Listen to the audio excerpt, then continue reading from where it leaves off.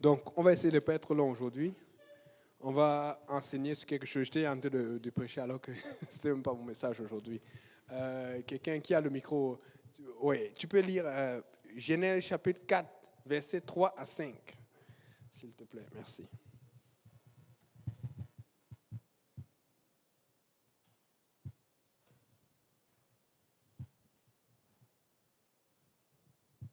Genèse chapitre 4, versets 3 à 5. Au bout de quelque temps, Caïn fit à l'Éternel une offrande des fruits de la terre, et Abel de son côté en fit une des premiers-nés de son troupeau et de leur graisse. L'Éternel porta un regard favorable sur Abel et sur son offrande, mais il ne porta pas un regard favorable sur Caïn et sur son offrande.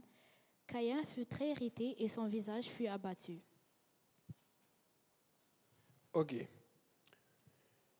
Au bout de quelque temps, tu peux relire, s'il te plaît. Je vais vous montrer pourquoi j'insiste.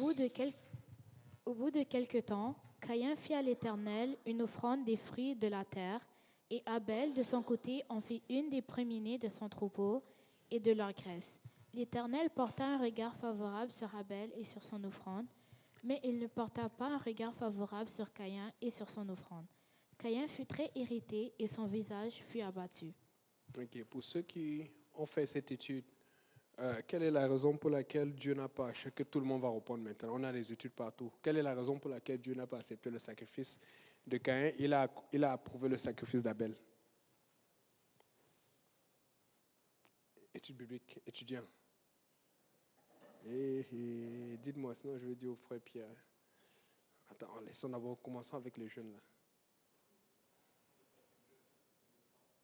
Oui, c'est ça, ok. Désolé, parce que là, on va être ceux qui... Sinon, j'allais faire un rapport. Il a dit c'est parce qu'il voulait un sacrifice de sang. Donc, théoriquement, réellement, pratiquement, Abel est venu avec les premiers-nés de son troupeau. Oui, les premiers-nés, c'est déjà bon, parce qu'il a pris ce qui était premier, ce qui était beau, ce qui était dodu. Il y a le comportement, il y a l'attitude. Mais la Bible dit qu'il a quand même pris le sang. Parce que la Bible dit dans Hébreux 9, verset 22, sans effusion de sang, il n'y a pas pardon de péché. Mais Caïn, il a porté les fruits, les pommes, les mangues, les goyaves. C'est peut-être des beaux fruits, peut-être c'était frais, il voulait impression avec Dieu. Mais Dieu dit le sang. C'est pour ça que j'aime ça en espagnol, la sangre. Quand Dieu demande le sang, c'est le sang. Mais aujourd'hui, je ne veux pas qu'on se concentre sur le sang, sur ce que Dieu a demandé. Je veux qu'on se concentre sur l'attitude. C'est ça le titre de mon message, l'attitude. C'est ce que Dieu a observé. La Bible dit que Dieu a séparé les caractéristiques dans ce qu'il a regardé. La Bible dit qu'elle a lu tout à l'heure 2 fois. Dieu portant un regard favorable sur Abel et sur son... Des fois, quand on lit, on a l'impression qu'il a seulement regardé son offrande. Non. Il a regardé Abel et puis il a regardé... Ça veut dire qu'il y a 2 caractéristiques qu'il a regardées. L'offrande constitue le sacrifice que Dieu a demandé. Mais Abel constitue quoi? L'attitude. Ce qui veut dire que Dieu, des fois, peut-être tu ne peux pas savoir quoi faire, mais il va regarder ton attitude. La Bible dit que l'Éternel ne porta pas un regard favorable ni sur Caïn, ni sur son offrande. Oh! Donc Dieu fait la séparation entre les deux. Vous savez pourquoi? Parce que Dieu peut comprendre que tu ne sais pas ce qu'il faut. Mais Dieu veut voir si tu cherchais quand même de bon cœur. C'est pour ça que c'est bien pour ceux qui disent « Le Seigneur connaît mon cœur ». Mais c'est encore dangereux parce que si tu as vraiment bon cœur et que tu cherches Dieu, Dieu sait que tu vas arriver à ce qu'il faut. Mais il y a des gens qui passent le temps à nous dire que le Seigneur connaît mon cœur et nous, on n'arrive à rien dire. Donc, on est obligé de les laisser grandir. Et par la suite, ils se trouvent devant Dieu qui connaissait leur cœur, mais ça n'arrive pas à passer. Oui, mon frère, question. Micro. Mais c'est parce qu'il y a des gens en ligne qui nous suivent. Donc, ça va être un peu...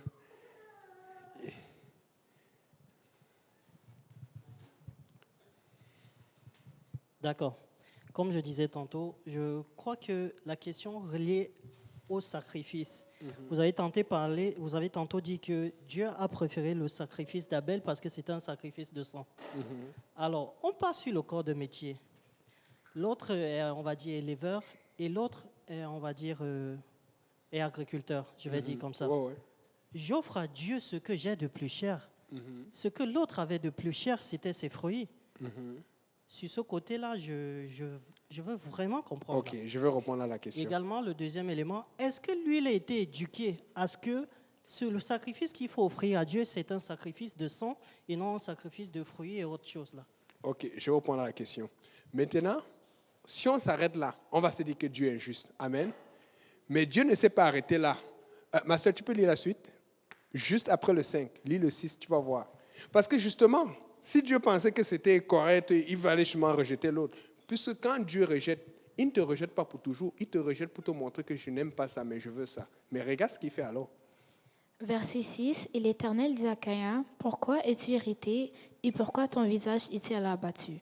Certainement, si tu agis bien, tu relèveras ton visage, et si tu agis mal, le péché se couche à la porte, et ses désirs se portent vers toi, mais toi, domine sur lui. C'est bon. Donc, le Seigneur a vu que non, tu es fâché. Bon, je comprends que tu es fâché, mais il te pose la question, pourquoi tu es fâché? Pourquoi tu es irrité? Maintenant, il dit, si tu agis bien. Maintenant, là, ce qui est dangereux, parce que ça, c'est entre nous. Mais devant Dieu, qu'est-ce que tu vas dire? Quand il dit à quelqu'un qui est fâché, tu as vu ce que ton frère a fait, et toi, tu ne l'as pas fait. Il dit, si tu agis bien, ça veut dire que ce que tu as fait n'est pas bon. Va faire ce que l'autre a fait. Mais les gens veulent dire qu'il fallait... J'entends des gens qui disent souvent que non, il fallait que Dieu dise clairement à Caïn que non, va chercher aussi le sang. Maintenant, on va apporter autre chose. Dans le temps, on est d'accord que l'homme était végétarien dans le temps, n'est-ce pas? L'homme ne mangeait pas de viande. Amen. Il y a deux choses que l'homme pouvait manger, les fruits et les légumes. Maintenant, dis-moi, moi je veux vous dire, moi je préfère les fruits aux légumes. Qui d'autre? Pourquoi? Parce que les fruits sont sucrés, n'est-ce pas? Les légumes, moi je mange beaucoup, je mange même plus de salade qu'avant parce que j'ai compris qu'à mon âge là, si je veux pouvoir courir et suivre le frère Thierry et puis les autres, ou surtout Émeric qui court vite là, je suis fini. Il faut que je mange de salade. Amen. Je ne vous raconte pas de salade. Amen. Donc, excusez-moi, c'était une parenthèse. C'était plus fort que moi. Donc, mais naturellement, tu aimes les fruits. Donc, fais que, comme Abel était berger et que Caïn était cultivateur, tu veux dire que Abel ne mangeait jamais de fruits? Comment il faisait alors pour manger des fruits? Non, mais puisque chacun a son corps de métier, comme tu as dit. Si j'ai mon corps de métier, tu ne viens pas toucher ce que je fais, puisque l'autre, s'il est cultivateur, il ne sait pas comment faire l'étude pour être berger. C'est ça que je voulais que tu dises. Forcément, Abel avait accès aux fruits. Mais alors, ça veut dire que forcément, Caïn aussi, il pouvait avoir accès. C'est pour ça que Dieu dit, si tu agis bien. On va continuer. On est là, on est en train de répondre, n'est-ce pas? Bon, maintenant, regarde alors l'éducation. Le problème, c'est que Dieu l'avait d'abord dit, le péché est couché à ta porte. Maintenant, la Bible dit que Caïn parla à son frère. Tu peux lire ça, 7 et 8.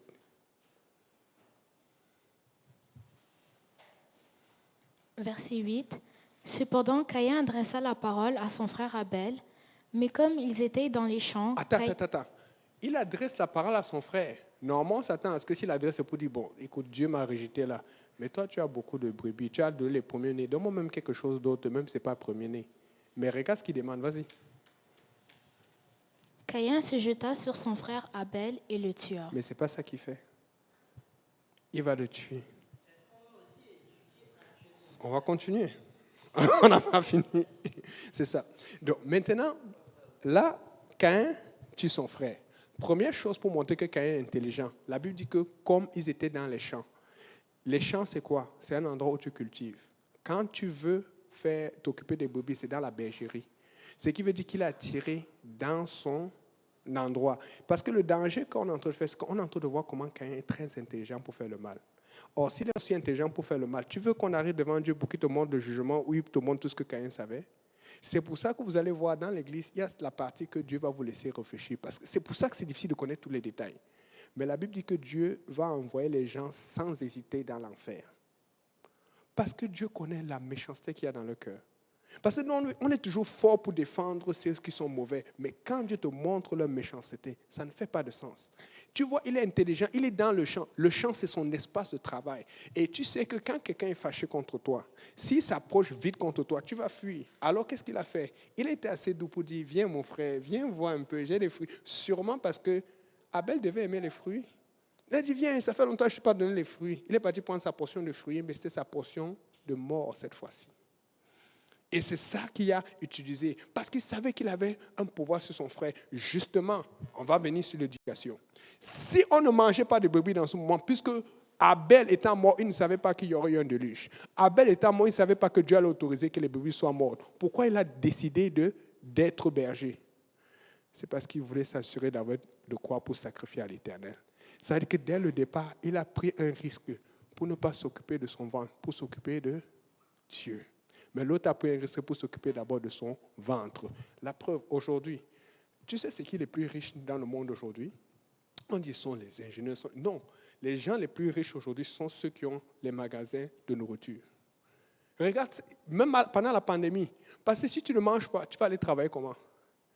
Regarde les McDo, les Tim Hortons, ce sont eux qui font le plus d'argent. Il y a des restaurants partout. C'est pour ça qu'il y a de l'obésité. Ceux qui sont les plus riches, si tu remarques bien, même la plupart, ils ont toujours un magasin. Parce que tout le monde a d'abord besoin de manger. Alors, quand ils avaient commencé par la nourriture, maintenant, je vais te dire alors comment ils ont été éduqués. J'ai raconté cette histoire. C'est une histoire que ma mère raconte souvent. Et je l'ai su parce qu'elle a tellement raconté cela que... Parce que quand tu es petit, on te raconte toutes tes histoires. Elle dit ceci.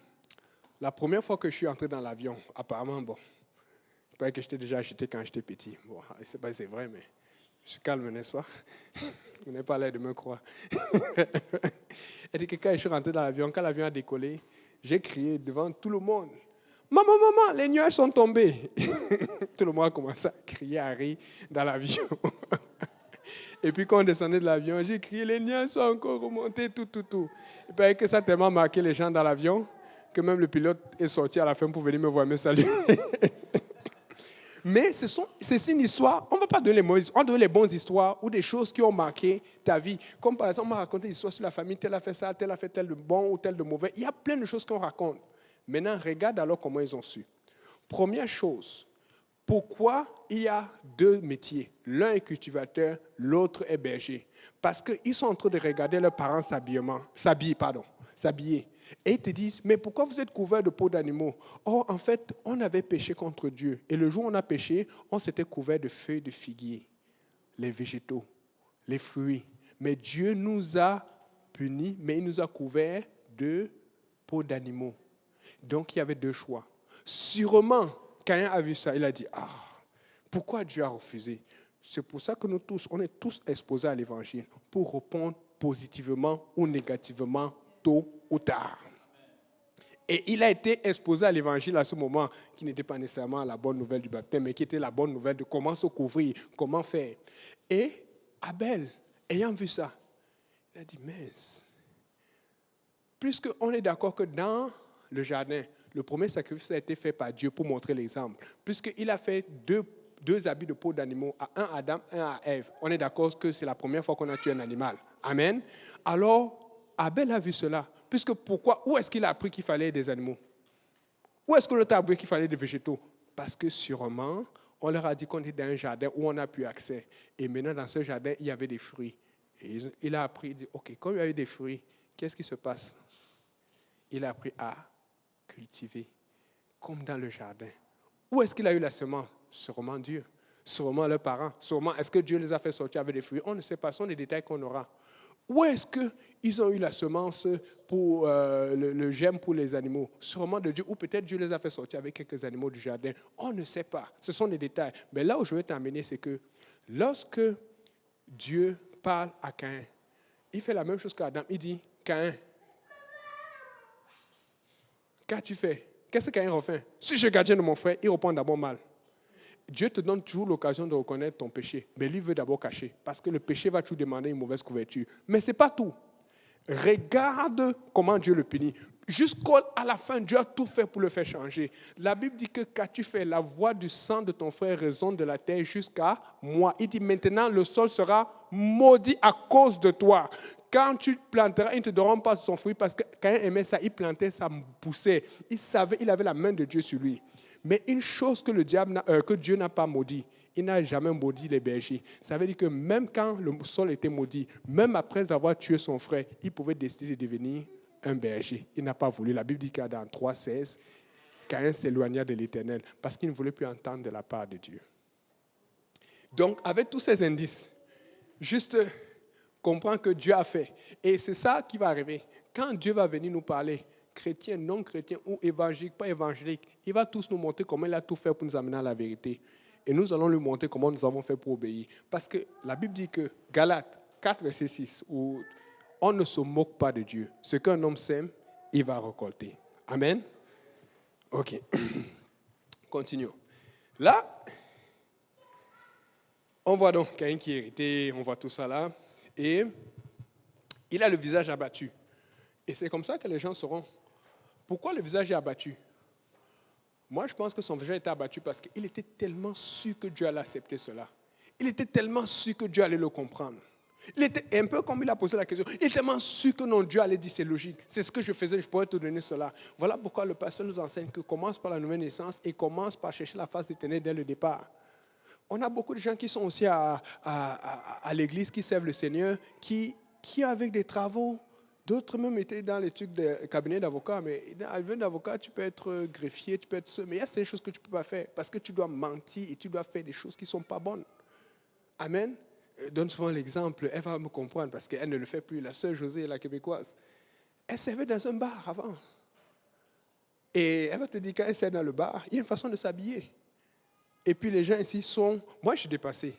La plupart des églises, pas chez nous, ils veulent s'habiller comme dans les bars. Mais elle te dit, c'est l'habillement que j'avais dans le bar. Maintenant, on te prêche, on dit que mais vous pensez que vous me prenez pour... Mais comme on est sage, pasteur, on dit, oh, le dit Dieu, il va te convaincre. Mais tu as un habillement de bar. Amen. Il faut où on est, où on n'est pas. Là, et l'attitude, la définition, c'est quoi? Manière de se tenir. Comportement qui correspond à une disposition psychologique. Air, allure, aspect, expression, manière. Amen. Qui a eu une bonne journée aujourd'hui? OK. Journée difficile? Journée normale? Journée triste? OK. J'ai besoin de ceux qui ont levé la main là. Ça aussi, non, lève-toi aussi. On va juste faire quelque chose. OK? Ça, Stéphanie, tu peux te lever. Papa Gauthier, pardon. Papa Gauthier. illustration, OK? On a besoin. Bon, maintenant, regarde. Montre que... Là, c'est toi qui vas nous montrer une attitude. Mais ton attitude doit être joyeuse, très joyeuse. Marche en avant comme ça. Tu montres que tu es très joyeux, de bonne humeur. C'est déjà bon. Mais continue. Vous n'avez pas fait le théâtre? Moi, je fais le théâtre. Quand tu fais le théâtre, tu oublies les émotions. OK, bon. C'est quand même bon. Mon frère, toi, il faut que tu aies une attitude vantable. Sois vantable. Ce n'est pas comme ça que tu es. Amen.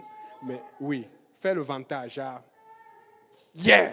Ça, c'est un vrai vantage. Tu sais. Oui.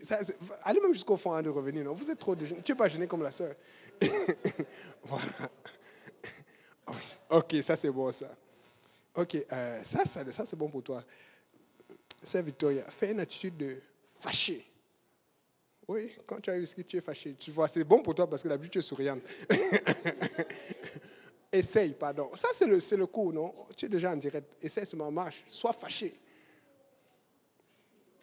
Et ça va être dur, hein? OK, voilà, c'est pas pire. Mais avance un peu parce qu'on veut te voir à la caméra, pardon. C'est pour les besoins de l'enseignement. Jusqu'au milieu au moins, jusqu'au milieu, pardon. Ma soeur, jusqu'au milieu. Pardon, juste ici, là, juste ici. C'est pour le Seigneur. Il faut te briser pour le Seigneur.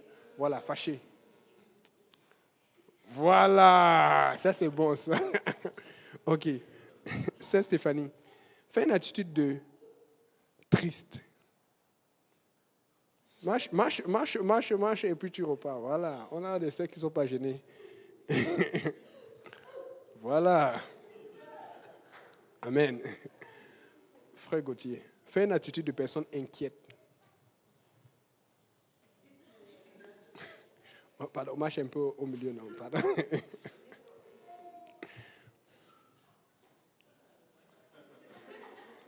Voilà. Ok, bon. Frère Yannick, 2 derniers. Fais une attitude de personne pauvre. Avance. Comme quelqu'un de pauvre. C'est ça justement. C'est pour ça, parce que tu étais trop bien habillé. C'était trop bien habillé. Voilà, les problèmes, soucis. Aha. Frère Apo, fais une attitude de quelqu'un qui est riche, s'il te plaît. Voilà. Amen, amen. C'est ça. Vous pouvez vous asseoir. Là, vous avez vu, on a eu plusieurs attitudes. Amen. Mais l'attitude à l'extérieur ne révèle pas nécessairement ce qui est à l'intérieur. Parce que tout à l'heure, ils ont dit tous, moi j'ai été triste, moi j'ai été une bonne journée. Ce n'était pas la même chose. Ça veut dire qu'il y a une attitude à l'extérieur qui va souvent avec ce qui est à l'intérieur. Mais Dieu veut que ton intérieur et ton extérieur soient joyeux. Mais souvent, ça ne marche pas. On va lire ça tout à l'heure. Dieu dit, soyez toujours joyeux. C'est-à-dire que même si ça ne marche pas, montre la bonne attitude. Mais c'est ce que Caïn n'avait pas. Parce que quand tu lis Caïn du début jusqu'à la fin, le seul moment où il parle à Dieu, il dit, où il supplie, où il change de ton, c'est quand Dieu le punit. Quand on lui dit que la terre, parce qu'il se rend compte que ça, c'est son gagne-pain. Ça, c'était ce qu'il aimait. Et cela lui dit, Seigneur, mon châtiment est trop grand pour te supporter. Et Dieu écoute même sa prière, Dieu lui met un signe. Mais c'était un signe parce que Dieu voulait lui donner la chance de se repentir. Il ne s'est jamais repenti. Il a continué. Là maintenant, l'autre chose, c'est que l'attitude s'accompagne de signes ou de caractère physique. Vous avez vu le frère tout à l'heure, il a fait l'attitude d'un pauvre. Mais est-ce que quelqu'un allait croire qu'il était pauvre? C'est difficile parce que vous avez c'est quoi, la Magda sur la Mokoko, Karatum, je ne sais pas, ça a des noms. La chaussure est belle. Tu sais, avec le pull et tout, tu sens qu'il allait, ce pantalon, tu vois, ça c'est vrai. Le frère a fait une attitude de riche, c'était quand même bon, il est bien habillé, mais c'est sûr qu'il fallait plus. L'attitude de pauvre allait fonctionner avec lui s'il avait des habits déchirés. Ça allait fonctionner avec lui s'il avait des trucs troués. Déjà, le karaté était là. Mais lui, ça allait encore mieux fonctionner s'il avait des choses comme un or ou un truc, tu vois un peu. Donc, fait que l'attitude doit aussi aller avec la sanctification, la consécration. Mais on a trop ce choix. Dieu connaît mon cœur. Mais rien ne sort. Donc, si Caïn disait que Dieu connaît mon cœur, et c'est pour ça que Dieu a dit, agis bien.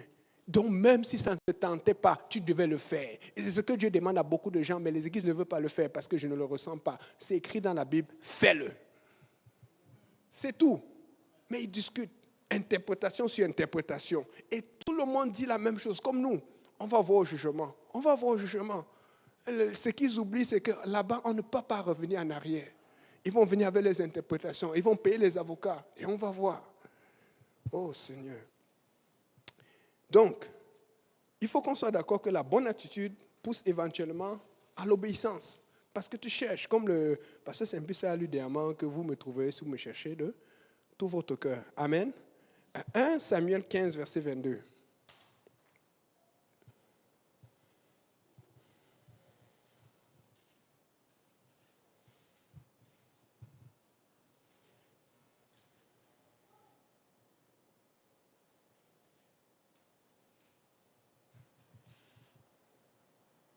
« 1 Samuel 15, verset 22, Samuel dit, « L'Éternel trouve-t-il du plaisir dans les holocaustes et les sacrifices, comme dans l'obéissance à la voix de l'Éternel? Voici l'obéissance vaut mieux que les sacrifices, et l'observation de sa parole vaut mieux que la graisse des béliers. » Ok. Si vous êtes comme moi, quand je venais d'arriver à Dieu, le pasteur disait quelque chose. Oh, pasteur, ouais, c'est vrai, mais certaines choses, ça faisait pas mon affaire. Mais quand je cognais ma tête, il dit, ouais, Seigneur, pourquoi je ne peux pas écouter? Et puis j'allais jeûner 2 jours, parfois 3 jours, parfois 4 jours. Je pensais que j'impressionnais Dieu.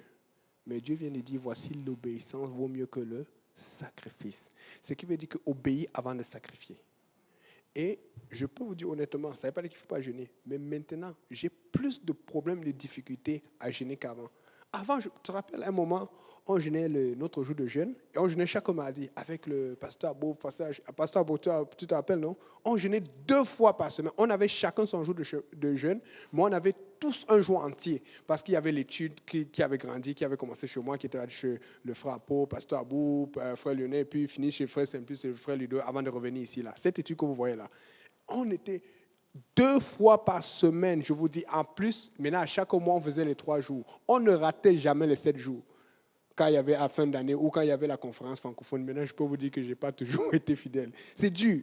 Des fois, je vais faire 4, après, je vais couper un peu, prendre un peu, reprendre des forces avant de faire. Je jeûne toujours, mais ce n'est plus comme avant. Mais je peux vous dire, il y a une des raisons que j'ai compris. C'est parce que je fais aussi moins d'erreurs qu'avant. J'écoute plus. Et souvent, quand je jeûnais, ce n'était pas nécessairement parce que je voulais aller faire une bataille spirituelle. C'est d'abord parce que j'étais têtu. Et Dieu a appris à soumettre ma chair à sa volonté. Donc, si tu ne veux pas avoir besoin de trop jeûner, obéis. Mais souvent, ça ne fait pas ton affaire à l'intérieur. Ça ne faisait pas l'affaire de Caïn. Il aurait juste dit, fais ce que Dieu dit. Parce que Dieu lui a dit, agis bien. C'est-à-dire que l'action qui est bonne n'est pas toujours ce que tu penses qui est bon.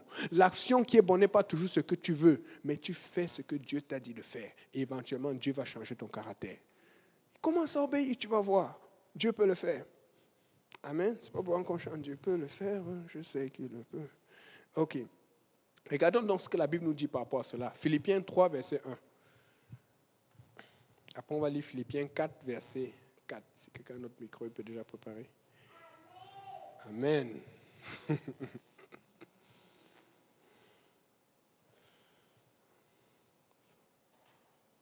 3, verset 1.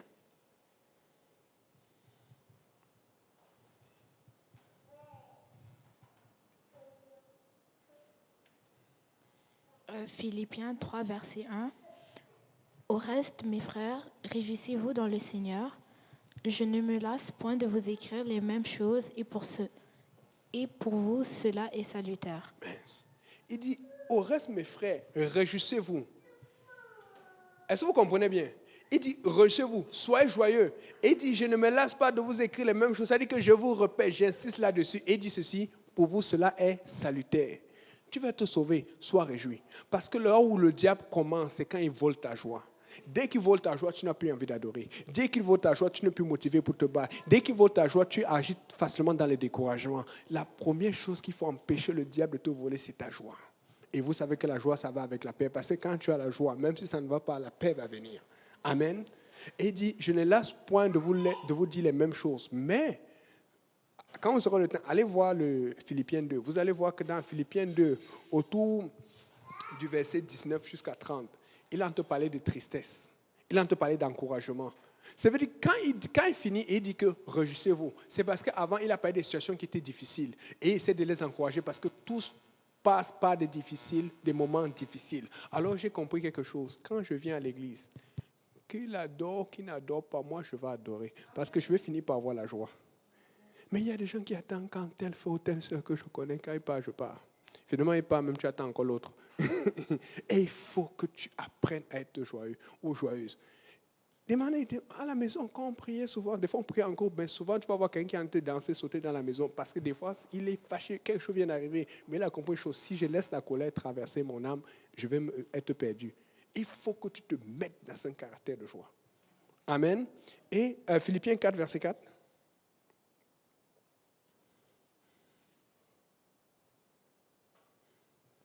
Philippiens 4, verset 4. Réjouissez-vous toujours dans le Seigneur, je le répète. Réjouissez-vous. Continue. Okay. Que votre douceur soit connue de tous les hommes. Le Seigneur est proche. C'est ça. Réjouissez-vous dans le Seigneur. Réjouissez-vous. Et répète, je le répète, réjouissez-vous. Mais si tu regardes toujours dans Philippiens 3 et tu lis, tu vois par exemple dans 3, 21, il dit transformer le corps de notre humiliation. Parce que quand on sert le Seigneur, il y a des humiliations. Les gens vont se moquer de toi. Les gens vont t'insulter. Les gens vont mal te parler. Et puis, à la fin, après avoir conseillé, il dit maintenant, réjouissez-vous. Donc, au final, la fin de tout, c'est qu'il faut que tu sois réjoui. Il faut que quand le diable vient t'attaquer la nuit, le matin, le jour, tu es content, tu es joyeux. Et même le pasteur l'a dit, vous pouvez regarder les statistiques où les gens qui ont fait des trucs, ça prend plus de muscles dans le corps pour se fâcher que pour être joyeux. Vous n'avez pas vu la sœur, quand elle voulait se fâcher, c'était difficile. Elle a fait tous les efforts du monde. Parce que naturellement, on ne se fâche pas, mais naturellement, on rit. Naturellement, on sourit. Amen. Comment on peut voir ça là? Regarde un bébé. C'est rare que... À part, il y a des bébés là qui sont spéciaux. Amen. C'est rare que tu vas voir un bébé, tu fais des grimaces, il ne rit pas. Si peut-être que le bébé te connaît, tu as fait quelque chose, je ne sais pas. En général, quand tu vas devant un bébé, la réaction la plus facile, la plus simple, la plus naturelle, c'est le sourire. Regardez Joker. Sa petite soeur, c'est grave alors. Elle sourit. Amen. Donc, si un bébé n'est pas naturellement fâché et que la Bible dit que nous sommes des enfants comme le Seigneur ou les enfants du Seigneur, qu'est-ce qu'il y a que toi tu es fâché tout le temps? Ou que tu veux montrer, si je ne fais pas ça, il va me respecter, il ne va pas comprendre qui je suis. Si tu veux comprendre qui Dieu veut que tu sois, sois joyeux. Amen. C'est important. Et donc, mais après, il continue cela. Il dit que votre douceur soit connue de tout le monde. Donc, quand tu passes à l'église, quand tu passes en route, on te connaît pourquoi? Parce que tu es quelqu'un qui discute ou que tu es trop nerveux. Que notre douceur. Amen.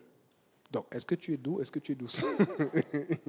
Parce qu'il y a des gens, tu sais, entre nous là, quand on discute, on dit, c'est quelle soeur? C'est la... Ah, non, c'est la soeur là, non, laissez. Là, il peut lui demander. Allez demander à l'autre. Que votre douceur soit connue. C'est-à-dire que quand on parle de toi, on sait que s'il y a un service à te demander, une situation, quelque chose à faire, on n'est pas peur de t'approcher. Ah, vous comprenez un peu. Parce que sinon, quand il dit votre douceur soit connue, c'est alors pourquoi? Pour que ça serve à quoi? Ce n'est pas pour que ça serve pour l'évangile. Mais si quelqu'un vient te voir et il a besoin toujours de prier ou de jeûner pour aller te voir, il y a un problème. Ce n'est pas la douceur, ça. Ça, c'est la mitraillette. Amen. Alléluia. Seigneur prêche. Donc, ce qui influence négativement alors notre attitude, c'est quoi? Matthieu 23, versets 16 et 17.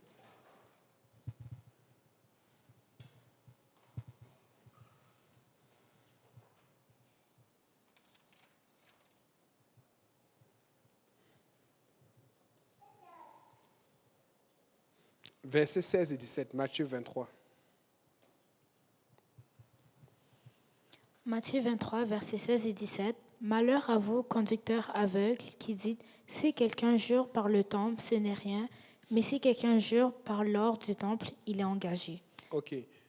Pourquoi j'ai donné ce verset? C'est parce que de la même façon dans l'ancien temps, les gens devenaient tellement spirituels qu'ils tordaient les choses. Aujourd'hui, les gens deviennent tellement spirituels dans des églises qu'ils tordent encore plus les choses. Et il disait ceci, malheur à vous, Dieu n'a jamais dit cela. Ça, c'est Dieu qui dit malheur à vous, mais eux, ils disaient ceci, que celui qui jure par l'or du temple est plus important. Parce que l'or, c'est l'argent, c'est le gain, c'est brillant, c'est tchan-tchan. Mais Jésus dit, mais vous êtes... Qu'est-ce qui est plus important, l'or ou le temple qui sanctifie l'or? Et quand on parlait du temple, la référence dans le désert, c'est quoi? C'est le tabernacle. Et on savait c'est quoi? Comment le tabernacle était fait. La raison pour laquelle il y avait l'or dans le temple, c'était pour montrer la pureté de Dieu, parce qu'on sait que l'or, c'est un matériel pur. Mais on oublie alors comment était fait le tabernacle. Le tabernacle, il n'y avait pas juste de l'or, il y avait des l'airain. L'autel était fait d'airain. La cuve était faite d'airain. L'airain, c'est un peu comme le bronze. Mais quelle est la raison? Parce que Dieu voulait montrer que plus tu marches vers l'avant, plus tu avances, plus ça devient pur. Mais tu ne pouvais pas passer sans la cuve d'airain.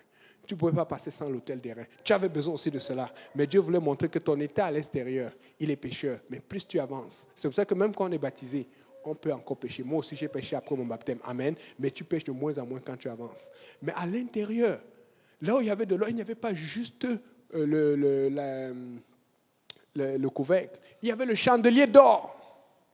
Mais le chandelier d'or, c'était quelque chose où il y avait des lampes qui montraient le témoignage. Il y avait l'encensoir d'or pour la prière.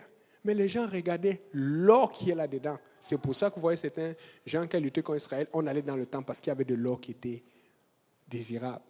Au lieu de regarder ce que Dieu voulait comme message. Mais quand on entrait dans l'arche de l'Alliance, la Bible dit que l'arche était faite de bois d'acacia parce que c'est un bois très solide. Dieu aurait pu le faire d'or, mais Dieu ne l'a pas fait d'or. Pourquoi? Parce que Dieu voulait montrer par là qu'il connaît que nous sommes humains. Nous ne sommes pas solides. Mais pour montrer l'impact de son esprit sur nous, l'impact de sa puissance sur nous, l'impact de la consécration qu'il veut pour nous, il fallait l'enduire d'or à l'intérieur et à l'extérieur. Maintenant, les pharisiens et les gens mondains qui regardaient cela, ils mettaient l'accent sur l'or parce que c'était le gain, c'était l'avantage, au lieu de mettre l'accent sur le temple, qui est le corps de Dieu, qui est l'Église. Et c'est cette attitude qui est en train de nous tuer, l'attitude de gagner, toujours gagner, honneur, moi. Vous voulez travailler pour Dieu, vous voulez vivre pour Dieu, il faut avoir l'attitude d'aimer les autres, de servir les autres, d'aider les autres. Je sais que ce n'est pas facile. Demain, tu t'engages, Seigneur, je vais commencer à faire cela. Le diable va venir avec une offense. Et il va chercher la personne à ton travail ou à ton école que tu ne voulais pas. Tu dis, Seigneur, j'avais dit de ministère à tout le monde, mais pas lui. C'est lui qui vient. Amen. Mais c'est cette attitude qui fonctionne avec Dieu. Amen. Alors, qu'est-ce que nous devons faire? Matthieu 25, verset 10.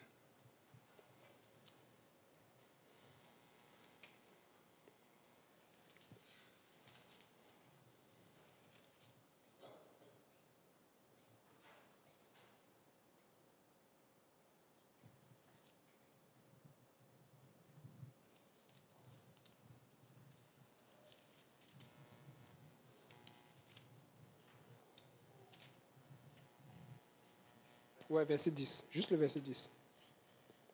25, chapitre 25, verset 10.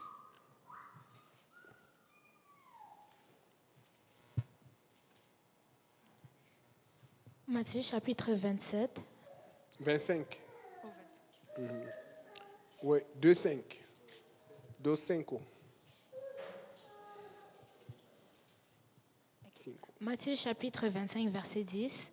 Pendant qu'ils allaient en acheter, l'époux arriva. Celles qui étaient prêtes entrèrent avec lui dans la salle des noces et la porte fut fermée. Amen. La Bible dit que l'époux arriva, celles qui étaient prêtes entrèrent dans la salle de noces et la porte fut fermée. Amen. Donc, ici, le mot, quand vous dites prête là, en grec, c'est etoimos. Ça veut dire préparer, résolu, fait. C'est parce que nous ne nous préparons pas assez. Vous savez, le problème que nous avons dans l'église, c'est que les gens arrivent, ils sont baptisés, ils sont remplis du Saint-Esprit, après ils vont rester chez eux. Ou ils viennent à l'église de temps en temps, ils pensent qu'ils sont arrivés. Le plus difficile à l'église, ce n'est pas de baptiser les gens. Le plus difficile à l'église, c'est de gagner les gens et de les garder. Garder, c'est dur. Parce que quand tu es baptisé, oui, tu es sauvé à ce moment. Tu es rempli, tu es sauvé à ce moment. Mais quand tu rentres chez toi, il y a encore les tentations. Et vous-même, vous savez, il y a des choses que vous n'avez pas arrêtées en un jour. Ça a pris des mois, parfois des années. Mais si tu ne rentres pas dans un cadre là où tu es préparé, activement changer, transformer, ton attitude ne va jamais changer et tu vas avoir cette attitude d'aimer l'or au lieu d'aimer plutôt le temple qui sanctifie l'or. Éventuellement, tu vas perdre ton salut. Mais c'est le caractère du monde aujourd'hui. Et c'est ce caractère qu'on voit de plus en plus dans l'Église aujourd'hui. Beaucoup de gens qui ne veulent pas obéir à la sanctification ou au plan du salut, c'est parce qu'il y a l'amour pour les choses de ce monde. C'est parce qu'ils regardent à l'or du temple au lieu de regarder au temple. Parce que quand tu regardais le temple même du dessus, au-dessus du temple, il y avait une peau de dauphin. La peau de dauphin est terne. Ça n'a pas de couleur comme... C'était en dessous du temple qu'il y avait la peau de 4 couleurs qu'on connaissait et puis la peau de chèvre qui montrait le sacrifice, la peau teintée de rouge, la peau de bélier teintée de rouge qui montrait aussi le sacrifice et aussi le pardon des péchés. Mais la peau au-dessus. Mais on oublie que la peau de dauphin n'était pas juste à cause du fait qu'elle soit terne. Mais c'est parce que la peau de dauphin est imperméable à l'eau. Parce que Dieu avait prévu qu'à l'intérieur du Saint des Saints, la pluie ne puisse pas rentrer. Tu étais à l'extérieur, baptisé au nom de Jésus, par la cuve des reins. Tu étais à l'extérieur, repenti, mais tu pouvais être encore mouillé par la pluie. Si tu voulais te protéger, il fallait que tu rentres dans la tente d'assignation. Mais les gens ne veulent pas rentrer. Et dans la tente d'assignation, tu n'arrivais pas directement au Saint des Saints comme cela. Il y avait la prière à côté, le chandelier, l'encens, il y avait le pain, la parole de Dieu. Il y avait le témoignage, la lumière. Il y avait toutes ces choses. Et ce sont ces choses que nous vivons. Voilà pourquoi il faut te préparer. Et donc, celles qui sont prêtes, qui étaient prêtes, ont vu l'époux. Mais celles qui n'étaient pas prêtes sont arrivées trop tard. Et on a dit, il est parti. Là, je vais lire ceci. On va regarder la parabole des talents avec un autre aspect aujourd'hui. Il en sera d'un homme qui, partant pour un voyage, appela ses serviteurs et leur remit ses biens. Il donna 5 talents à l'un, 2 à l'autre, 1 au 3e, à chacun selon sa capacité. Il partit aussitôt. Et il partit. Aussitôt, celui qui avait reçu les 5 talents s'en alla et les fit valoir, et il gagna 5 autres talents. De même, celui qui avait reçu les 2 talents en gagna 2 autres. Celui qui n'en avait reçu qu'un alla faire un creux dans la terre et cacha l'argent de son maître. Longtemps après, le maître de ses serviteurs revint et il fit rendre compte. Celui qui avait reçu les 5 talents s'approcha en apportant 5 autres talents et il dit, « Seigneur, tu m'as remis 5 talents, voici j'en ai gagné 5 autres. » Son maître lui dit, « C'est bien, bon et fidèle serviteur, tu as été fidèle en peu de choses, je te confierai beaucoup, entre dans la joie de ton maître. » Celui qui avait reçu les 2 talents s'approcha aussi et lui dit, « Seigneur, tu m'as remis 2 talents, voici j'en ai gagné 2 autres. » Son maître lui dit, « C'est bien. Bon et fidèle serviteur, tu as été fidèle en peu de choses, je te confierai beaucoup, entre dans la joie de ton maître. » Celui qui n'avait reçu qu'un talent s'approcha ensuite et dit, « Seigneur, je savais que tu es un homme dur, qui moissonne où tu n'as pas semé, et qui amasse où tu n'as pas vanné. J'ai eu peur, je suis allé cacher ton talent dans la terre. Voici, prends ce qui est à toi. » Son maître lui répondit, « Serviteur méchant et paresseux, tu savais que je moissonne où je n'ai pas semé et que j'amasse où je n'ai pas vanné. Il te fallait donc remettre mon argent au banquier et au retour, j'aurais retiré ce qui est à moi avec un intérêt. Ôtez-lui donc le talent et donnez-le à celui qui a les 10 talents. Car on donnera à celui qui a et il sera dans l'abondance, mais celui qui n'a pas, on notera même ce qu'il a. Et le serviteur inutile, jetez-le dans les ténèbres du dehors, là où il y aura les pleurs et les grincements de dents. » Celui qui avait 5 talents, la Bible dit qu'il est parti produire 5 autres talents. Et dans le grec, c'est écrit talentos, ça veut dire vraiment talent. Celui qui avait produit 2 talents, celui qui avait reçu 2 talents, il est parti produire 2 autres talents. Dans le grec, c'est toujours écrit talentos, allez vérifier. Mais il y a un problème qui a attiré mon attention. Et ça, c'est la première fois que je partage cela parce que ce n'est pas la Bible, c'est mon avis. Amen. Donc, écoutez bien ça. Au verset 18 et au verset 27, celui qui a reçu un talent n'utilise pas le même mot. Et je l'ai vérifié dans les anciens manuscrits. Ce n'est pas le même mot talentos. Il dit ceci. Regardez même le 17, ils l'ont traduit bien.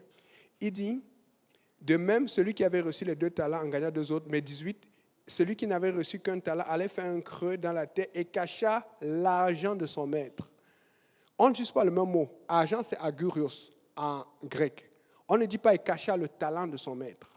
Mais en 27, le maître savait, comme il sait tout, regardez ce qu'il dit, il répond au 27. Verset, il dit, il te fallait donc remettre mon argent au banquier. Il ne dit pas mon talent. Donc le maître savait ce qu'il avait fait. Pourquoi? Là, je suis allé faire des recherches et je me suis rendu compte qu'il y a une différence entre talent et argent. Selon les recherches anciennes, vous pouvez voir l'époque romaine, l'époque des Juifs et tout.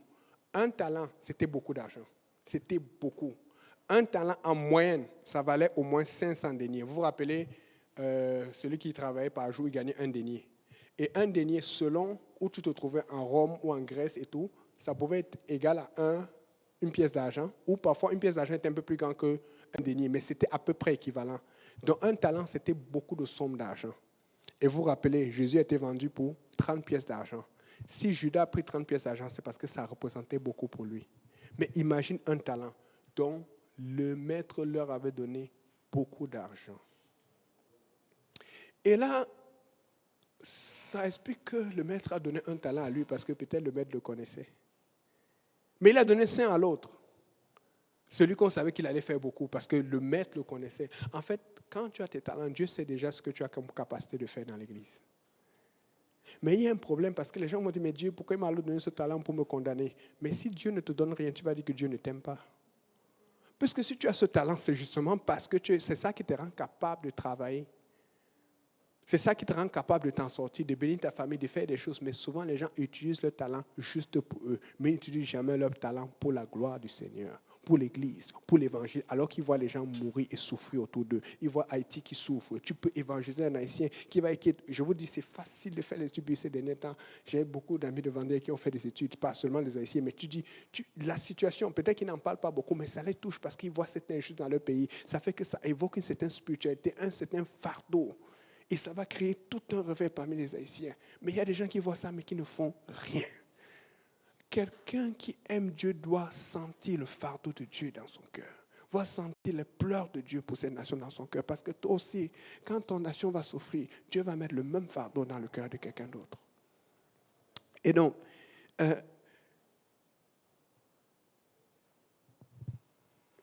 là alors, pourquoi alors le maître ne mentionne pas tout l'argent que l'autre a pris? Parce que subitement, sûrement, ayant beaucoup d'argent, il est d'abord parti faire ces choses. Mais comme tout le monde a une conscience, il s'est dit, si je ne fais pas attention, je vais tout dépenser, je ne vais rien faire. Mais comme il ne pouvait pas se contrôler, qu'est-ce qu'il est parti faire? Il est parti creuser et enterrer l'argent. Il dit, au lieu de perdre tout, mieux vaut que je garde. Comme ça, quand le maître revient, je lui donne, je montre que je n'ai pas tout dépensé. Mais le maître utilise le même langage que lui, il dit, mais tu avais mon argent. Il aurait fallu le mettre au banquier. Ce qui veut dire que Dieu veut montrer quelque chose à quelqu'un.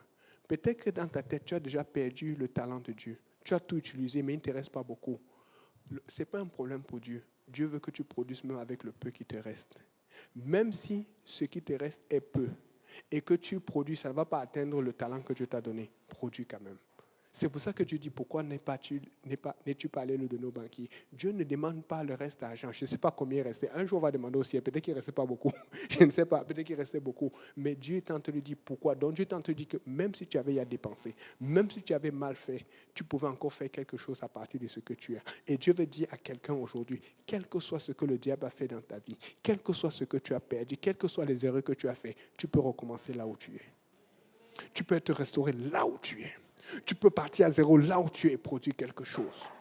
Parce que souvent, là où le diable est fort pour nous empêcher, il te rappelle le passé. Tu n'as pas fait ça, le pasteur avait dit ça, tu as désobéi, tu t'es rebellé, tu as fait cela. Dieu te dit, oublie le passé, commence là où tu es. Est-ce qu'il y a quelqu'un qui veut commencer là où il est? Si tu arrives aujourd'hui à l'église, après tant de temps, et si c'est ce message qui est venu, c'est parce que Dieu t'attendait. Il veut dire, ok, c'est bon, tu as fait des erreurs, tu as fait un truc là, laisse-moi régler cela. Mais toi, est-ce que tu veux recommencer à zéro aujourd'hui? Est-ce que tu veux te réengager maintenant? C'est ça que Dieu demande à quelqu'un. Amen. Regarde ton moment, tu dis, engage-toi maintenant.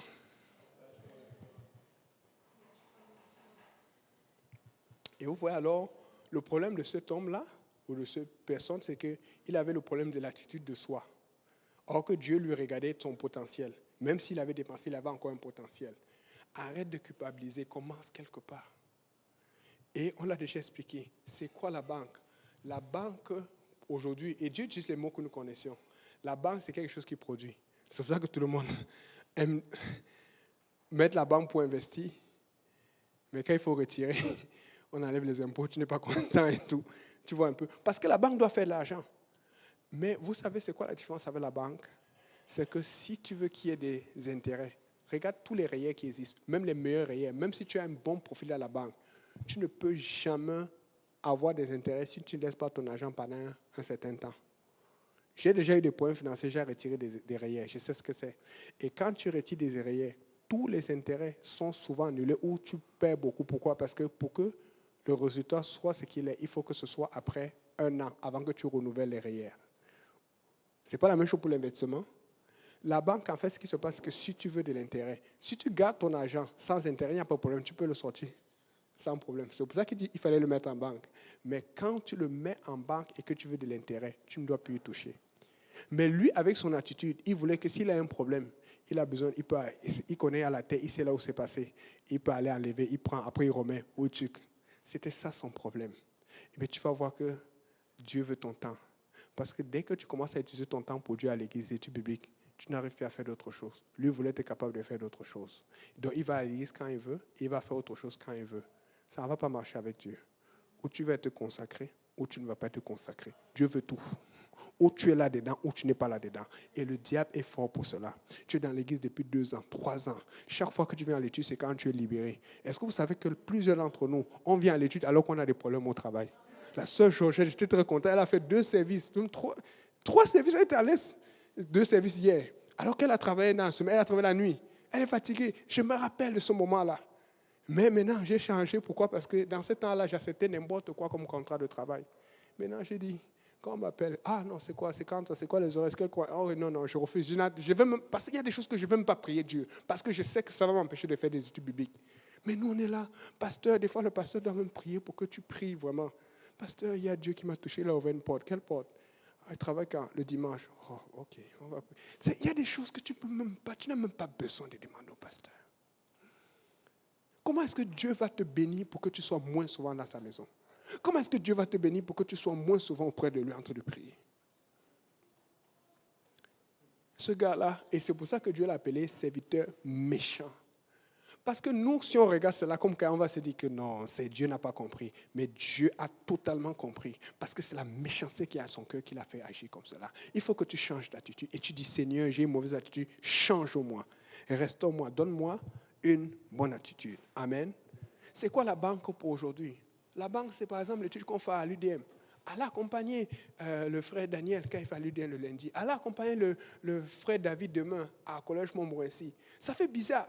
Si tu n'as rien à faire, va. Ceux qui étaient à Marie-Victorin, je voulais arriver aujourd'hui, là, même, surtout quand ils ont parlé du Monopoly, là, mais ça, c'était là, je travaillais, c'était risqué. Hein? Oh, c'est ça, donc vous avez fait la publicité pour nous avoir. C'est ça. Mais même s'il n'y a pas le Monopoly, il y avait la pizza. J'aime bien la pizza. Tu vois un peu? Mais je ne suis pas allé parce que là, j'allais créer des problèmes. J'avais le travail, j'ai ça à faire, et puis il fallait venir ici, là. Mais j'aurais aimé, mais tu ne peux pas être partout. Mais il y a des gens qui étaient libres qui ne sont pas partis. C'est ça la banque. Quand tu as l'étude, même si tu n'enseignes pas, tu encourages quelqu'un, tu participes, tu augmentes le nombre. Ne va pas à l'église juste quand tu es libre. Ce n'est pas ça qu'on fait. On va à l'église parce qu'on aime Dieu. On va à l'église parce qu'on est discipliné, parce qu'on est disciple. Disciple veut dire discipliné, parce qu'on participe. On ne va pas occasionnellement, on fait partie du corps. Mais tu dois prendre cet engagement avec Dieu. Parce que si tu passes le temps à dire à frère, sœur, même au pasteur, que bon, pasteur, je m'engage aujourd'hui, ça ne va pas marcher. Dans 2 mois, le diable va te donner une excuse, tu vas partir. Mais quand tu prends l'engagement avec Dieu, le matin, tu te réveilles, tu penses, hé Seigneur, qu'est-ce que je me fais comme engagement comme ça? Mais tu commences à avoir cette pression. Mais tu sais quoi? C'est cette pression qui te fait vivre. Cette pression qui te bénit. Je disais ça à certaines personnes dernièrement quand je les enseignais. Je ai dit, ce n'est pas l'orgueil, mais il y a des choses que quand ça m'arrive, je vais dire, un peu comme Josué, c'est quand les Juifs sont morts à Haï et tout cela, ils ont perdu 36 personnes. Il va devant Dieu et dit, mais Seigneur, qu'est-ce qui se passe? Parce que lui, il était sûr que c'est impossible. Lui-même, il était surpris. Son attitude, c'est comme, wow, c'est quoi cette affaire? Mais Dieu dit, il y a le péché. Ce n'était pas lui, c'est quelqu'un qui n'a pas tenu sa consécration. Des fois, on est là, on tient nos consécrations, mais toi, tu es là, tu dis, oh, ça ne sert à rien, mais tu es en train d'affaiblir l'Église, alors que les autres sont en train de se battre pour faire grandir l'Église. Et la personne me dit, mais tu es orgueilleux, tu penses... J'ai dit, c'est pas ça, c'est juste que des fois, là, je suis fatigué, je n'ai pas envie de prier, mais je connais le diable. Mais comme je connais le diable, je connais ce que c'est que la consécration fidèle avec Dieu, je vais lever mon corps. Je vais mettre 4 alarmes, je vais tout faire, je vais me lever. Et souvent, quand je suis fatigué, vous savez ce que je fais? Même si c'est pour 30 minutes, je vais m'asseoir au sol, je dis, je vais prier, mon corps, tu dois prier. Parce que juste quand le diable voit ça, il a peur. Parce que le diable aime quand tu dors, parce qu'on l'appelle le maître des ténèbres. Si tu es un peu éveillé, c'est pour ça que des fois, tu te réveilles subitement la nuit, tu as l'impression que tu as vu un esprit, mais il a peur parce qu'il est en danger si tu te réveilles. Il est en danger si tu es un peu même en subconscient parce que tu as le nom de Jésus avec toi. Voilà pourquoi la prière est importante. Et quand tu as ces choses qui sont fermes avec toi, il y a des choses auxquelles le diable ne peut plus t'approcher. C'est pour ça que le diable va te tenter. C'est pour ça qu'il a tenté David avec Bathsheba, parce que David était déjà trop béni. Mais c'est ça le danger. Quand tu es trop béni, tu lâches ta consécration. Béni ou pas béni, je suis consacré. Et c'est ça qui assure ta stabilité avec le Seigneur. Et là, on a tout. Il y a J-Péniel le vendredi. C'est à l'aise. Oh, c'est compliqué. Moi, j'habite pas ici, là. Et il faut que tu participes. C'est ça la banque. Parce que tu ne sais pas comment eux, ils prient, comment ils se battent, comment ils arrivent tôt, à 5, 4 heures pour prier, pour préparer les jeunes. Et les gens ne voient pas J-Péniel. Vous ne savez pas combien de personnes déposent. Les frères Montréal, frères tel et tout. David, des fois, il faut déposer vendredi à Terrebonne. Il y a tellement de choses à faire qu'on ne voit pas à côté. On voit juste le service, ils sont adorés devant. On ne voit pas qu'eux, ils rentrent tout le temps à minuit. Personne ne sait pas. Tu as une voiture, tu peux venir accompagner quelqu'un. Tu es en train de calculer, oh, l'essence. Est-ce que vous savez combien on dépense avec Pasteur Saint-Priest d'essence par semaine? Si on vous dit, vous allez dire comment? On dépense énormément. Mais ça coupe dans les frais, dans les choses qu'on peut faire pour nos familles. Mais on le fait parce qu'on a la conviction que c'est juste, c'est pour l'évangile. Donc, il faut que tu participes. Regarde ton voiture, tu dois participer. Dernièrement, j'avais commencé l'étude à l'école de vendredi à Lyonnais-Gros, à Sainte-Thérèse, et j'ai vu que non, je n'étais pas capable parce que j'ai appris à gérer mon temps, parce qu'avant je voulais tout faire, et puis J'ai compris le pasteur quand il a dit, tu ne peux pas être partout. J'ai dit, bon, vendredi, c'est toi qui vas faire. Il a commencé à faire l'étude. Et puis, il y avait un frère qui avait l'anniversaire et tout, qui vont faire demain, organiser et tout. Il faut faire. Et puis, il me dit, non, il faut que je fasse quelque chose pour le gâteau. J'ai dit, mais tu n'as pas assez d'argent. Tu as déjà fait cela. Calme-toi. Il dit, mais comment je vais faire? J'ai dit, mais tu vois, ça fait déjà 5-6 fois qu'il y a des filles qui restent là. Mais va leur demander. Il dit, tu es sûr? J'ai dit, va leur demander. Ils sont déjà à l'étude revenus. Il est parti. Ce qu'il devait demander, c'était que, bon, je vais te donner peut-être $10 ou quelque chose pour que tu m'aides à faire le gâteau. Mais il dit, à peine il a demandé, il a dit, non, laisse-moi, je vais faire un gâteau moi-même, je vais payer, je vais tout faire et tout ça là, parce que ça va t'enlever la charge. J'ai dit, alléluia. Parce que des fois, c'est ce qui arrive. Les gens sont tellement serrés qu'ils n'arrivent même plus. Mais d'autres regards, ils ne font rien. L'étude le lundi. Parce que la nourriture, là, ça apparaît comme ça. C'est tout un poids. Amen. C'est tout un poids. Prenez quelque chose. Ne restez pas là. Amen. Marie-Victorin, la pizza, là, les gens ont tout entendu la pizza, mais ils ne savent pas où c'est sorti. Je ne sais pas où c'est sorti, mais je sais que quelqu'un a payé la pizza. Amen. Si j'avais le temps, je serais allé, j'aurais mangé, parce que je sais aussi que moi aussi, quand je dépense, les gens mangent. Amen. Mais les gens ne savent pas que ça a coûté.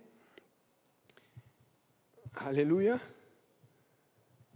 Et c'est ça qui est bon, parce que des fois, les gens sont dans le ministère. Oh, c'est toujours comme ça, ils critiquent, ils ne savent pas. Et c'est ça que j'aime dans le ministère, parce que des fois, Dieu va te montrer ce qui ne marche pas dans le ministère, ou tu vas le voir, pour que toi aussi, tu commences à faire ta part de ministère. Tu vas voir le pasteur, pasteur, je pense que je peux faire cela. Et je pense que c'est ce qui est arrivé à celui à qui on a donné 5 talents. Seulement, il faisait partie de ses frères, comme frère Saint-Plus, qu'il a le lundi, le mardi, il a Hochelaga, le mercredi. Et puis, lui, il a son autre ministère ailleurs, parce qu'il fait des études le mardi. Mais il a des enfants. C'est ça, les 5 talents. Tu es ici, et il a un autre qui est à la banque, mais il a l'autre lui qui lui-même fait. L'autre lui a dit qu'un talent, on a dit que bon, bats-toi juste pour mettre à la banque. Bats-toi juste pour être là. Mais lui, il voulait juste que l'église soit optionnelle. Il voulait pouvoir faire ce qu'il veut et venir à l'église. Et il disait, Dieu allait le comprendre. Dieu l'appelle méchant. Il dit, enlevez même ce qu'il a et donnez-le à celui qui en a plusieurs. Donc celui qui fait plus, il va recevoir. Mais toi, le peu que tu as, on va même enlever. Parce que tu n'as pas été digne de cela. Amen.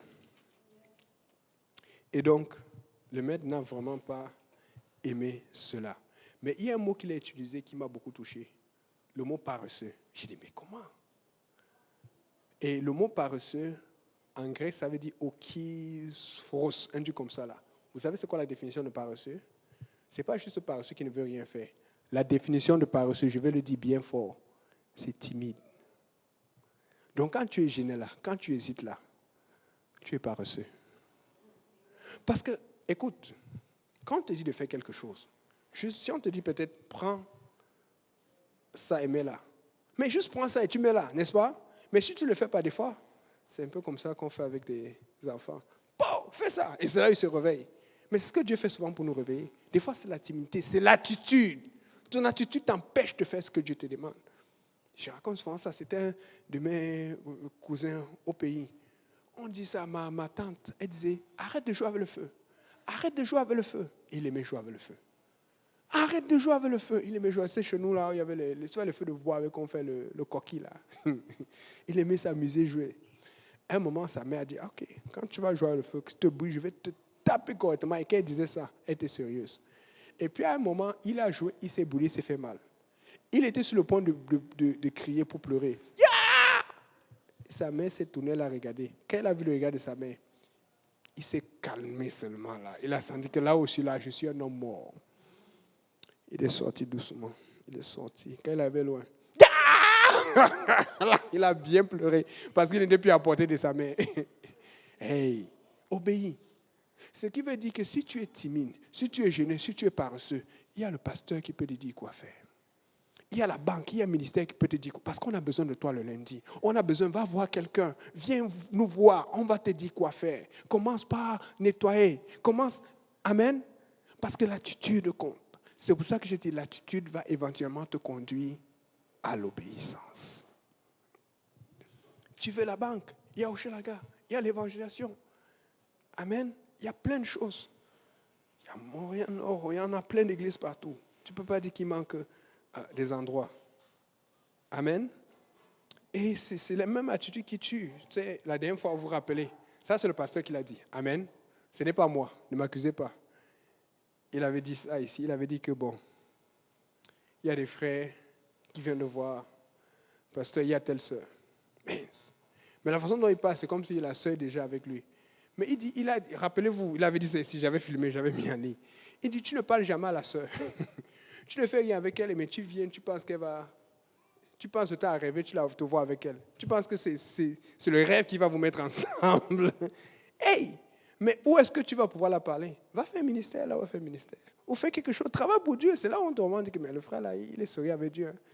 Mais tu es là, tu attends, tu passes le temps à rêver. Oh, Dieu m'a fait une promesse. Promets-toi toi-même. Et après un frère te dévance et il commence à... Et puis après, tu vas dire que Seigneur, ça c'est une attaque spirituelle. Je vous dis, il y a des gens qui disent ça.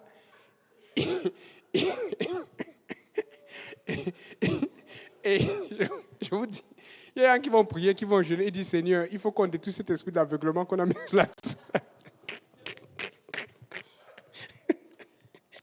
Ouais, pardon, va travailler, va à la banque, va faire quelque chose. Ne reste pas là à rêver. Amen. C'est Proverbe qui dit ça, que l'autre rêve et puis quoi là, et puis celui qui bouge. Amen. Bouge. En tout cas, je me rappelle, Pasteur Simplice, quand il s'est déplacé, quand je dis déplacé, quand il a décidé de commencer à être en feu pour Dieu, parce qu'au départ, c'était passé, on l'a vu, il était là, nous on était déjà là-dedans dans le bain. Je vous dis, et que ça reste entre nous, mais il y a des gens qui le voyaient, on dit, bon, parce que ça, c'est un truc qui est gênant à dire, mais on dit que bon, tu sais, avec son handicap, il ne va pas se marier. Je vous dis sincèrement, il y a des gens qui pensaient cela.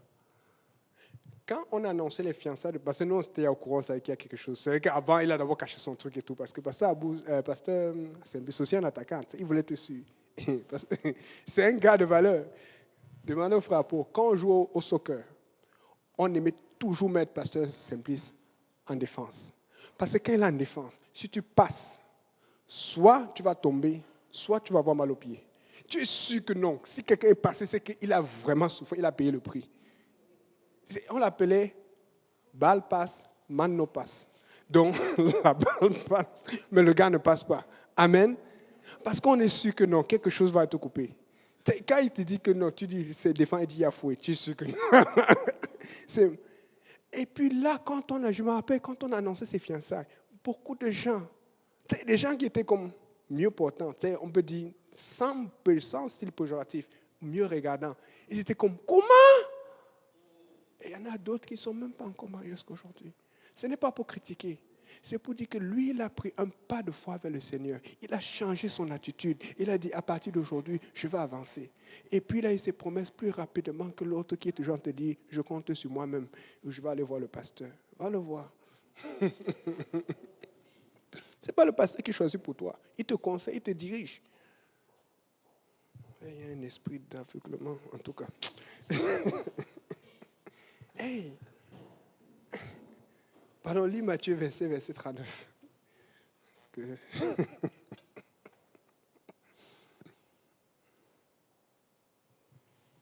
Matthieu 25, verset 39. Quand t'avons-nous vu malade ou en prison, et sommes-nous allés vers toi? Et le roi leur répondra, je vous le dis en vérité, toutes les fois que vous avez fait ces choses à l'un de ces plus petits de mes frères, c'est à moi que vous les avez faites. Ok, prépare aussi 2 Timothée 1, verset 7, pendant que je parle. Des fois, on se dit, Seigneur, qu'est-ce qu'on va faire? Il y a plein de choses qu'on peut faire demain, dehors. Il me dit, malade ou en prison. Mais les gens s'attendent toujours que tu sois malade physiquement, ou que tu aies la grippe, ou que on t'a déclaré que tu as le cancer, ou que, par exemple, tu sois en prison, qu'on t'a attrapé pour une chose que tu n'as pas faite. Malade ou en prison, ça peut aussi être maladie spirituelle. Quand tu vois ton frère et ta soeur à l'église, tu le vois venir, tu sais qu'il est différent, tu sais bien qu'il ne va pas bien.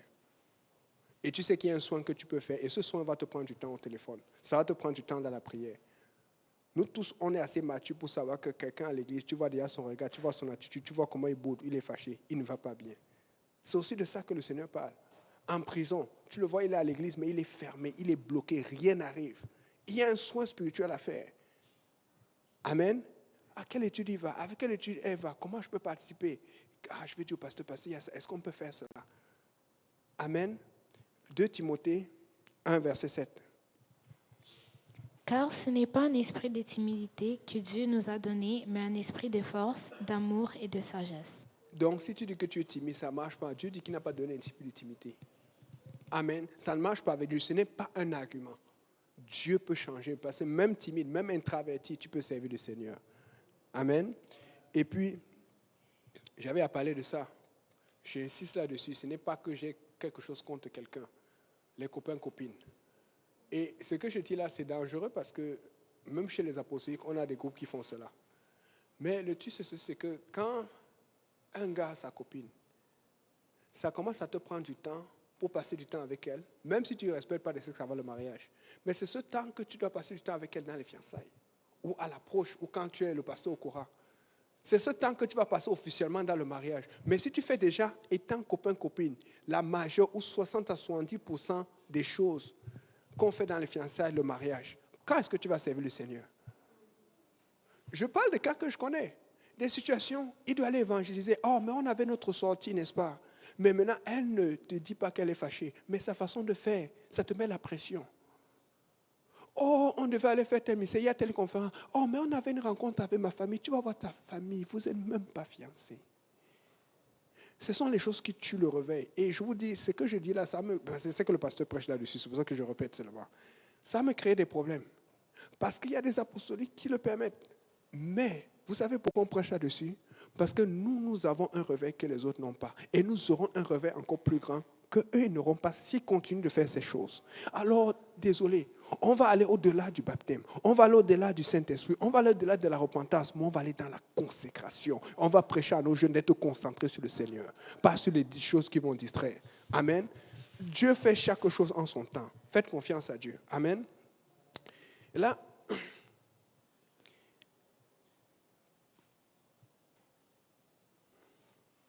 je vais finir bientôt. Je vais juste voir que je ne perde pas tous mes notes. Vous savez, une chose qui est là que j'aime beaucoup, c'est que quand tu suis ton pasteur et que tu crois à sa vision, tu ne comprends pas nécessairement tout. Vous vous rappelez de Noé, non? La Bible dit que Noé crut en Dieu et cela, ça l'a sauvé lui et sa famille. Mais on est d'accord que Noé ne pouvait pas construire l'arche seul. C'était beaucoup. C'est-à-dire que ses fils sont pas... Et sûrement ses fils étaient plus forts que lui. Et quand tu vois la hauteur de l'arche, c'était difficile de faire certaines choses. Tu vois la précision. Demandez au frère André, il est ingénieur. C'était tout un ouvrage, cette arche-là. Et j'avais regardé une vidéo qui montrait comment l'arche avait été faite. Ils avaient fait ce qu'on appelle étudier le coefficient de Tangas. C'est le coefficient qui fait à ce qu'un bateau soit stable ou instable dans l'eau. Et on s'est rendu compte que les dimensions que Dieu avait données dans l'arche, parce qu'ils ont fait une maquette, ils ont réduit ça d'un certain nombre, de la même échelle. Ils ont fait un petit modèle. Ils se sont rendus compte que les dimensions que Dieu a données, ce sont les dimensions pour lesquelles l'arche était le plus stable. Et l'arche ne pouvait pas se noyer. Donc Dieu, en donnant les dimensions, connaissait. Alors ce que Noé devait faire, c'était d'obéir aux dimensions que Dieu a données. Aujourd'hui, tu peux analyser, tu dis, ok, bon, Dieu pouvait faire ça, Dieu ne pouvait pas faire ça. Mais avant, il ne connaissait pas. Mais c'est ça le problème qu'on a dans notre attitude. On ne comprend pas tout ce que Dieu nous demande, on veut comprendre avant d'obéir. Moi, je vais obéir et puis je vais comprendre plus tard. Amen. Je ne vais pas commencer à tout analyser. Seigneur, pardonne-moi. C'est pour ça qu'on prie tout le temps. Et Dieu te parle, il te dit de faire. Hé, Seigneur, tu es sûr? Parce que ça allait tellement dur. Maintenant, les enfants de Noé, je suis sûr qu'ils ne croyaient pas à la pluie. Mais Noé croyait à la pluie. Il n'avait jamais vu la pluie. La Bible dit qu'il n'avait jamais plu auparavant. Mais étant donné qu'ils n'ont pas cru à la pluie, mais qu'ils ont cru à la vision de leur Père, à la fin, ils ont été sauvés. Va à la banque. En croyant à la vision du responsable du ministère, de ton pasteur des jeunes, de ton pasteur, tu vas être sauvé aussi. Parce qu'eux, ils ont été sauvés parce qu'ils ont cru en la vision de leur Père. Tu ne comprends pas tout, mais en le suivant, ça va te sauver. Le choix que tu fais aujourd'hui va être déterminant pour ton éternité demain. C'est très important. Aujourd'hui, on a la course à l'armement. J'aime beaucoup ça. Je regarde les études bibliques là. Oh mon Dieu, ça prend le temps parce que j'aime bien checker ce qui a été fait. Je vois souvent le frère David qui enseigne. Je vois ici, là, après, le frère Daniel tel jour. Mais même les sœurs, mon Dieu. Je vois la sœur Morgane le jeudi, les autres sœurs à Marie-Victorin, les exhortations minces. La connaissance est grande. Mais mon Dieu, ça. Des fois, ils connaissent des choses, tu vois, on parle de l'âge, des détails, de tout ça là. Hors de l'évangile, je dis, mais ils connaissent tout ça là. Et j'apprends aussi des choses, tu vois un peu. Mais c'est bon. Mais pourquoi il y a ces réveils? Parce qu'il y a la bonne attitude qui va avec. Il y a la volonté de chercher. Dieu a beaucoup de choses pour toi que tu ne vois pas. Mais il faut que tu avances vers Dieu. Amen. Et donc, comme je dis toujours, l'attitude dans l'obéissance apporte le miracle. Et je vais finir avec ces deux choses. Vous savez, dans l'arche de Noé, quand tu vois la construction vraiment, si tu vas regarder les vidéos sur l'arche, c'était difficile de construire cette arche, de la tenir. Ils n'avaient pas les matériaux, ils n'avaient pas tout. Parce que vous savez, dans l'eau là, pour rester longtemps, même les sous-marins, tous les sous-marins qu'on construit, allez demander, allez voir, ils doivent sortir de l'eau un moment pour faire l'entretien. Parce qu'il y a ce qu'on appelle la corrosion. Même si le sous-marin est fait avec la meilleure finie, après un certain nombre d'années, il y a la corrosion. Dieu avait dit oint de bitume à l'intérieur et à l'extérieur. Le bitume, un peu comme le ciment. Avec l'eau dessus pendant longtemps, ça allait finir par tomber. Maintenant, ils étaient dans l'arche. Une porte, une seule fenêtre. Il y avait les phacochères, les éléphants. L'éléphant mange. Désolé du mot, mais quand il chie. Mais ça devait être grave. Mais il y avait la moufette. Vous voyez comment on fait la moufette aujourd'hui. Comment on faisait pour le nettoyage là-dedans? Maintenant, peut-être qu'ils ont pris beaucoup de fruits pour aller, mais ils ont fait 1 an et quelque chose dans l'arche. On dit 1 an et 17, d'autres disent 1 an et 27, je ne sais pas. Mais ils ont fait plus d'1 an. Les fruits ne sont pas pourris parce qu'il y avait un miracle tous les jours dans l'arche, parce qu'ils étaient dans la maison de Dieu. Dieu dit à Noé, entre dans l'arche, toi et tous tes enfants, et ta famille, et tous ces gens. Dieu n'a pas dit va, parce que quand Dieu dit va dans l'arche, ça veut dire qu'il est à l'extérieur. Mais quand il dit entre, voilà pourquoi quand quelqu'un connaît chez toi et que tu es à l'intérieur, tu dis quoi? Entrez. Si Dieu a dit entre dans l'arche, c'est parce qu'il se trouve dans l'arche. Si Dieu te dit entre dans l'église, c'est parce que tu te trouves dans l'église. Quand Israël a réalisé la LIA dans les années 1900 et tout là, quand ça commençait à chauffer, allez taper dans Internet la guerre des 6 jours. Israël est peut-être plus puissant aujourd'hui qu'avant, mais dans ce temps, il n'était pas aussi puissant. Ils avaient des avions, ils avaient des tanks, mais pas autant. Mais on te dit qu'on ne sait pas comment Israël a gagné avec tous les pays arabes qui étaient autour d'eux. L'Égypte a capitulé. C'est pour ça que tu as vu qu'il n'y a plus de guerre entre Israël et l'Égypte depuis. Parce qu'il y a des choses qui n'ont pas vu. Il y a des témoignages que les gens savent, qui ne veulent pas dire. Tu vas toujours voir, ça va être le Liban, l'Iran et d'autres pays. Mais tu vois toujours l'Égypte, même s'il y a des tensions, il y a toujours des accords de paix. Voici ce que les témoignages disent que les gens ne veulent pas rencontrer. On dit qu'alors que Israël avançait et qu'il y avait plein de chars arabes avec surtout les Égyptiens qui avaient l'une des meilleures armées dans le temps, beaucoup de témoins des tanks égyptiens ou des avions disent ceci, que quand Israël avançait, ils ont vu des grands anges derrière les avions et derrière les tanks israéliens. Et quand les Égyptiens ont vu ça, quand les nations arabes ont vu ça, beaucoup sont sortis, ils ont fui. Mais ils ne vont jamais dire ça dans les nouvelles. En fait, ce qui se passe, c'est que quand tu as la bonne attitude, Dieu va mettre le miracle avec. Parce que quand tu as la bonne attitude, des fois, ça ne fait pas ton affaire parce que c'est difficile. Des fois, ça ne fait pas ton affaire parce que tu travailles des moments difficiles. Mais juste fais confiance à Dieu et garde la bonne attitude. Ça va bien? Oui, ça va bien. Tu es fâché à l'intérieur. Je vais me réjouir parce que Dieu a dit, réjouissez-vous. Amen. Est-ce qu'on peut se lever? Pasteur Simplice va venir pour prier, pour conclure et pour bénir le repas. Est-ce qu'on peut acclamer le Seigneur? Alléluia. Oh, Katarabas.